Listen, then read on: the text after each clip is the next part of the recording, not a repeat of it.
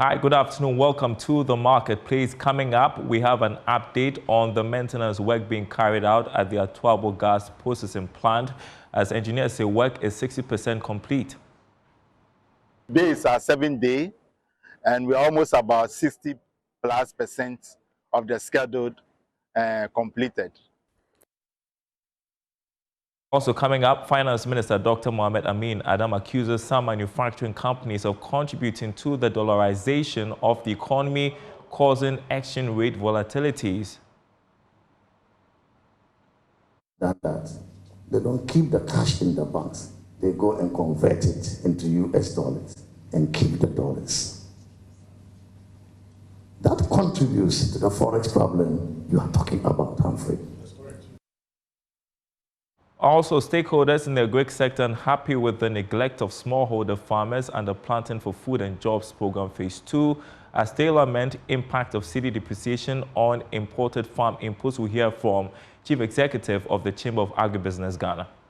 So as far as our cedi continues to depreciate, as against the major currencies where we import these commodities from, like Asia and Europe and in the US, we will continue to have a higher cost of food production.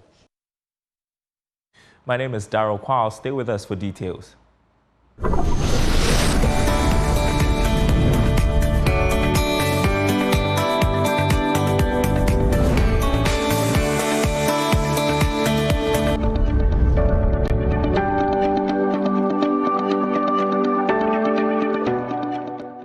And thanks for staying with us, everyone. We begin with news from the energy front. The Asset Integrity and Maintenance Manager at Ghana Gas Company, Engineer Richmond Alamu, has confirmed that 60% of the planned maintenance work has been completed. He assured that the remaining tasks will be finalized within the next 10 days as initially scheduled. Meanwhile, the head of corporate communications at Ghana Gas, Ernest Osubempa Bonsu, has assured the public that there will be no revenue lost to the state during the shutdown period of the facility. In a visit to the operational sites at Atuabo in the Elembele district of the Western region, workers were seen working diligently to meet the deadline. Engineer Richmond Alamu highlighted that more than 60% of the work has been completed. Part of our day-to-day activities of Ghana Gas, the maintenance team have a lot of equipment. And as part of the equipments we do regular maintenance on all equipments. There are some equipments that you need to do maintenance on, but you need to shut down the plant. So you assemble all of them, or you compart all of them through our planning department and schedule and do a maintenance on. Today is our 7th day, and we're almost about 60+% of the scheduled completed.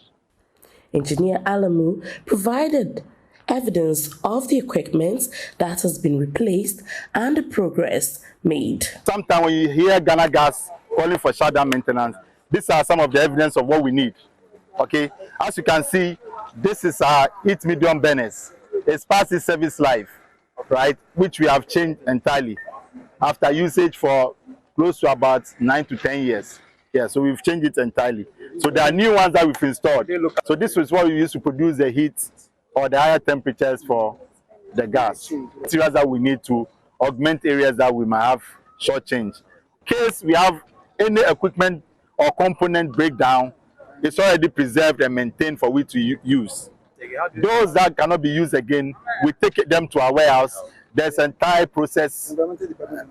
There's an entire process that we have to go through that involves maintenance, operations, the procurement team, and also environment. The head of corporate communications at Ghana Gas, Ernest Osubempa, reiterated that there will be no financial loss to the state during the 17-day maintenance period. Engineers are working on the heater system. You can see that they are working on other areas of the processing plant to make sure that everything is on point. In the meantime, we are looking at the timelines as well. We are working ahead of schedule, and we're definitely going to finish the timelines that we gave. I can say that we're doing almost about 60% because we are far ahead of schedule per advice from the engineers. It means that we're going to finish maybe a day before time, maybe 16, but they need to run it to see whether everything is on point. They will do what we call pushing nitrogen into the gas, pipelines to see whether everything is okay before the plant come back to normal. Collaborated with our partners within the sector, and definitely if there's any other alternative way of dealing with it, we've already told you that we're supplying gas to Abuaze from the Sankofa oil field and is supplying for power generation. Joy News in Athalia Kwanza, Atuabo. Maintenance work at the Atuabo gas processing plant, 60% complete, as we've seen the Ghana Gas taking the media on a tour of the facility to see the progress of work, so it appears you're on schedule. Now, still in the energy sector, daily crude oil production from Ghana's oil fields reached over 100,000 barrels from January to June this year. This was contained in Tullow Oil's half-year results released to investors around the world. Here's George Jaffe with more. On the average, production from the Jubilee field for the first 6 months of this year was pegged at 90,000 barrels of crude. However, Tullow in its investor update was worried that this was still below expectation based on the work that it has done so far for this year. It attributes the challenge to the inability of one of the fresh oil wells that came on stream to meet production targets. The Chinebwa Inyerantome field on the average produced more than 20,000 barrels of crude oil per day for the first half of this year. However, for this field, they actually exceeded production targets. It also announced that it has completed major drilling works on the Jubilee field 6 months ahead of schedule that has increased production wells by 5 as at the end of June this year. Gas production from the Chinebwa Inyerantome field was also doing well, but if this trend should continue, that could impact positively on the revenue and taxes that government could be getting from the operations of Tullow by the end of this year.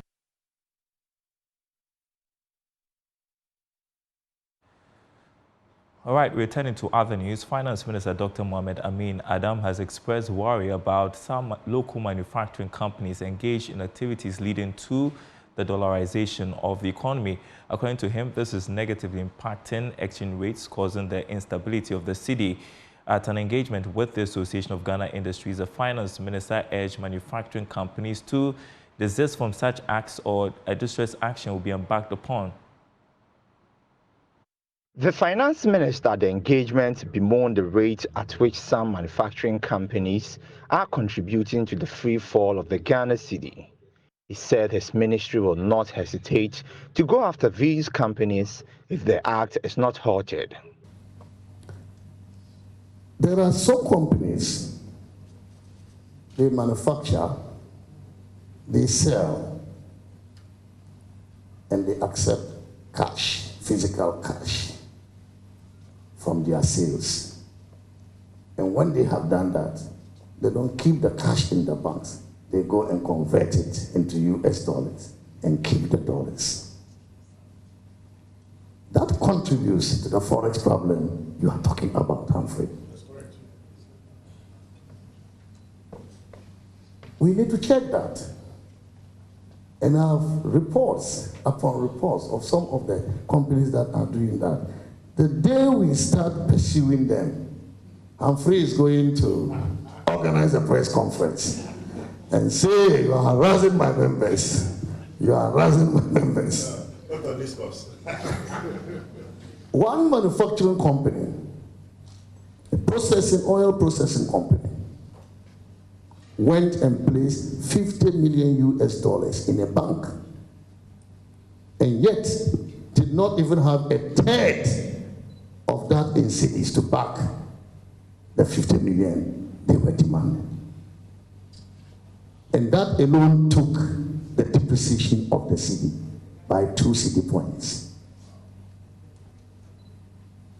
When it was 13 cedis to the dollar, it went up to about 15 cedis to the dollar because of 50 million US dollars placed in one bank, which was not backed by the cedi equivalent. On his part, Chief Executive Officer for the Association of Ghana Industries, Seth Chum Akwabo, entreated member companies to support government quest to achieve a stable exchange rate regime. So as an association, we are very, very responsible. We work with high ethical standards, and indeed our members, if you are found to be culpable in any of these kind of situations, would actually expose you and deal with you drastically. So for us, we are not aware of some of these, but as a minister and where he's sitting, I don't doubt what he's saying. And you know, in every society, there are always the difficult ones and the bad notes. So what I would say is that any company that is involved in such a thing, they have to put a stop to it. Otherwise, the law should deal with them. And in that case, if the law is dealing with you and you have done something untoward, AGI will not be there to speak for you. Dr. Amin Adam reiterated government's commitment to ensure economic stability. We have some more news for you this afternoon. General Manager in charge of MTN Northern Sector, Agri Sector, says the introduction of the Ghana card has helped in reducing mobile money fraud by 90%. According to him, the previous years of registering SIM cards with multiple identity cards fueled the activities of fraudsters on the Momo platform. He says MTN Ghana has put in place measures to totally eliminate fraud on the MTN Momo platform. Here's more in this report by David Opokure to you.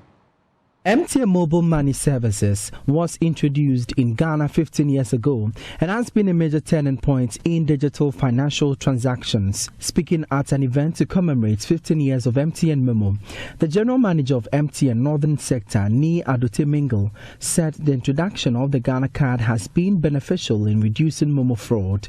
He said the company has put measures in place to eliminate such fraudulent activities. So today MTN Momo is 15 years, and at MTN we celebrate major milestones, and it's the reason we are here today. It's been a long journey, where which started with us having a very low percentage of banked people, and so this was a journey to ensure most Ghanaians were financially included in the financial sector. So we used to have more than 5 IDs, and it was a hassle, you know, trying to identify people. It was also easier for people to clone people's IDs. Today, it's only the Ghana card. It's not so easy for you to attempt to clone the Ghana card. So it has reduced the incidence of fraud significantly. Obviously, there are some miscreants in the country. There are some miscreants who would still try to do some bad things. But largely, the Ghana card has come to help reduce the incidence of fraud. However, the Brno Regional Chairman for Mobile Money Agents Association, Michael Apia-Boateng, said the introduction of e-levy has negatively affected the mobile money business. Well, with the e-levy, I think just recently, Bank of Ghana data that they released, they told that they said we had the transaction have reduced and other things, and currently agents are also affected. It's affecting agents a lot. Nowadays, people don't withdraw cash, especially transferring money from their personal account. They don't come as at first they used to do, because whilst you come to the agent and there will be charges, he or she will prefer depositing in the bank. So now it has reduced our commission too. David Opoku's report for Joy News. Senior Legal Counsel at KillNet, Theodosia Korte, has urged the public to verify information critically before signing on to any online job platform. She says this is pertinent in protecting individuals from the activities of fraudsters. Korte spoke to Joy Business at the launch of KillNet anti-scam campaign to fight fraud. 6 months campaign is to educate the public on online job scam. The company said it will collaborate with law enforcement and other government agencies to report and prosecute individuals who commit fraud in the name of QNet. The first step we took along these lines when we realized that some entities and businesses have used the QNet brand, we got our lawyers to write to the Registrar General to get a list of these companies and we've issued notices to them, because you have to issue notices to anyone who is infringing on your copyright. So we issued notices to them. Some of them pulled it down, some of them changed their names. The others we found who had some form of connection to us, we terminated whatever connections we have with these entities and wrote to them to change their names or bring legal action against them. So that is the step, one step we have taken with that. And then, like I mentioned, stakeholder engagement. It is a fight that we have to fight hand in hand with immigration, the police, national security, EOCO, and all these entities who deal with human trafficking, who deal with fraud and the others. QNet further indicated that it will establish a compliance hotline on WhatsApp to receive report of fraudulent activities being conducted in its name. I think the general public needs to understand how to identify scams. That is where the biggest problem is. There are too many vulnerable people, especially youth, who seem to be desperate for some sort of get-rich-quick scheme. QNet does not offer get-rich-quick schemes. In fact, if there is any opportunity, QNet or otherwise, if somebody is trying to convince you that you don't have to put in a lot of effort and you just have to pay some money and you'll get great returns. Some news from the agri sector now. Stakeholders in this agri sector say smallholder farmers are not receiving farm inputs from the Ministry of Food and Agriculture. Chief Executive of the Chamber of Agribusiness Ghana, Anthony Morrison, has linked the situation to rising costs of staples as the depreciation of the cedi impacts on farm inputs such as fertilizer and seed. Speaking with Joy Business, Mr. Morrison urged the government to prioritize the supply of inputs to smallholder farmers to boost yields. Regional decrease is as a result of the sustained rainfall in the south. So currently there are new harvests coming in, and as usual, it's a demand and supply ratio up. Don't forget, productivity downstream depends on inputs, seeds, agrochemicals, and fertilizers. This majority, 70% to 80% of these are all imported. So as far as our cedi continues to depreciate, as against the major currencies where we import these commodities from, like Asia and Europe and in the US, we will continue to have a higher cost of food production. So assuming you used to spend like 2,300 on tomatoes per acre this year, you end up spending about 4,000.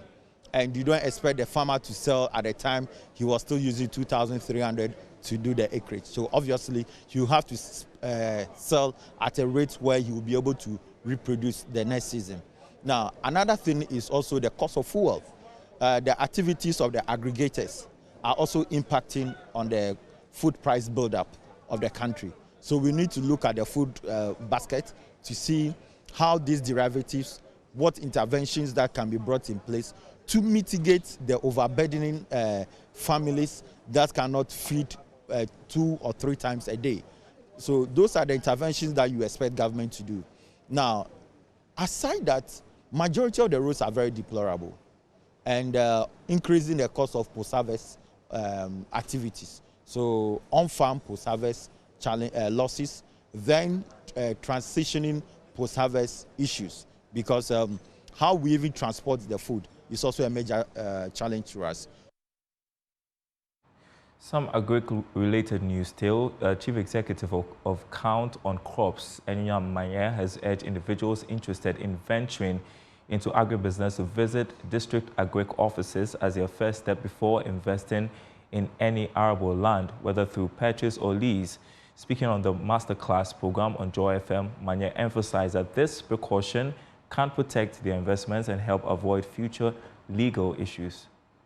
Going into any area to either lease or buy a land, my first point of call is the district agri office in that community. Brilliant. Because they know the farmers, they know the families, they know lands with litigation issues. So don't go and buy land from agents. Don't just follow anybody. When you enter the place, go to the owners of the place first. Go to the agri office. Yeah. They would even advise you as to what you can produce here and make the best out of it.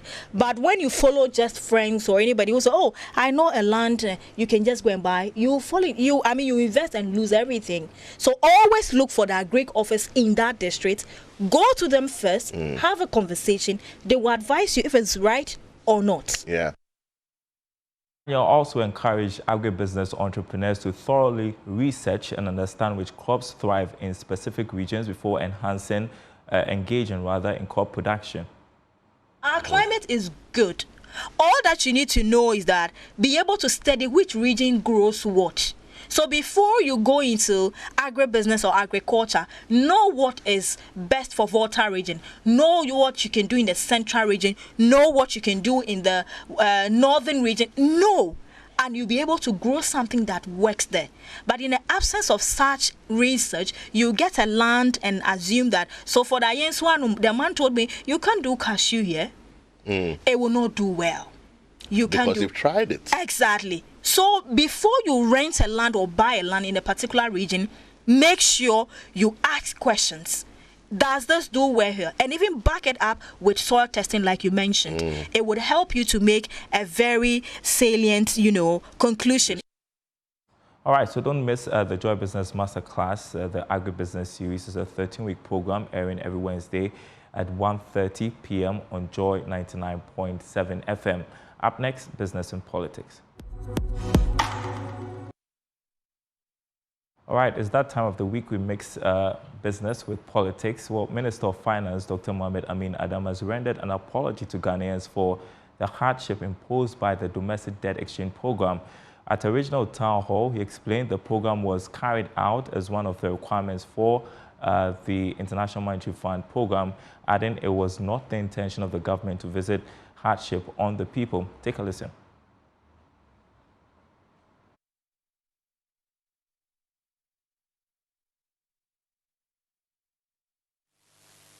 I would like to appeal to the people of Ghana to forgive us.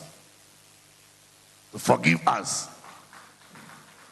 It is never the intention of any government to impose hardships on its people.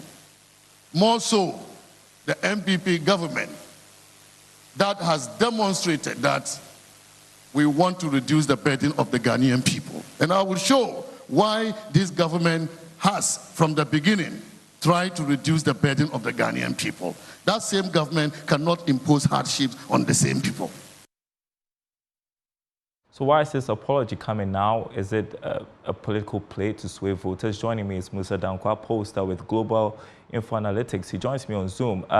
We've heard from some of the bondholders who have said it's an apology too late. And so I'm just wondering, what's the strategy here? And yeah, of course, there are concerns that, some of these bondholders, based on their experiences, may not vote for the governing political party. How weighty is that argument? Right, thank you very much for having me. If you listen to the Honorable Minister, I think he apologized on the effect of the DDEP. So his target audience were the pensioners and the investors whose money got bent by the policy. Now, probably they've seen from the data that they're not doing well among those age groups, also among people with the middle class. So he's targeting them. As to whether the apology will turn around the fortunes of the MPP in elections, only time will tell. But from what I can say is that apology may be accepted, but the effect of what has been done will still be there. And as to whether the voters would forgive them and vote for them because of the apology is yet to be seen. Well, how significant is, okay, well, you talk about the middle class, you talk about the pensioners. How significant is this category of electorates in determining the outcome of the polls in December? So on their own, they are not quite huge, but they are influencers. They influence their household. And for that matter, they may have influence on how people they live with vote in the end. So that could be the ripple effect of what they decide to do. If the middle class decide to tell people around them that this is how you should vote, they tend to listen to them. And that could be the consequences that the MPP could face. Well, the finance minister, during one of his engagements this week, also spoke about inflation. The government determined to end the year at 15%. Talk to us, the rising cost of living is obviously something that electorates are concerned about. Talk to me about what you are hearing or seeing on the ground based on the polls you are conducting. On the cost of living and inflation, which is all ramped up in the standard of living of voters, The July poll showed that 47% of voters believe that their standard of living has gotten worse, which is linked directly to the cost of living. Only 21% said their standard of living has improved, and 27% said it remained unchanged. So you could see that nearly 74% said it's gotten worse or unchanged. And that would be a very huge determinant of who wins the election in 2024. We have seen these numbers drive voting behavior of voters, and until they can do something radical about it, which I don't believe they have the time, because just 4 months down the line, I don't think inflation will come down to a point where it will be negative inflation. In fact, what would work for them if we have deflation, because people are comparing what they were buying things at last year and now, and until you are able to say that, okay, it's lower than what it was before, they won't see the benefit. Inflation is a bit tricky in the sense that it is the rate at which prices are increasing, not necessarily reducing. And for voters, it's not good enough. All right, I've got you 15 seconds. It's just 4 months to the election. How is it looking like? We haven't seen any fundamental change in the race. And John Mahama is still leading with 51.17% and Baumia around 38%. We are going back to the country around September to see whether the numbers are changing. But so far, the numbers we picked in the regions doesn't seem to have changed at all. Thank you so much, Musa Dankwa. He is a poster with the Global Info Analytics. Thanks for your perspective. With just 4 months to the election, more news on our website, myjoyline.com/business. Stable macroeconomic environment boosts GSE growth in second half of 2024. Get the latest from our website, of course, on the masterclass program as well. myjoyline.com/business. Goodbye.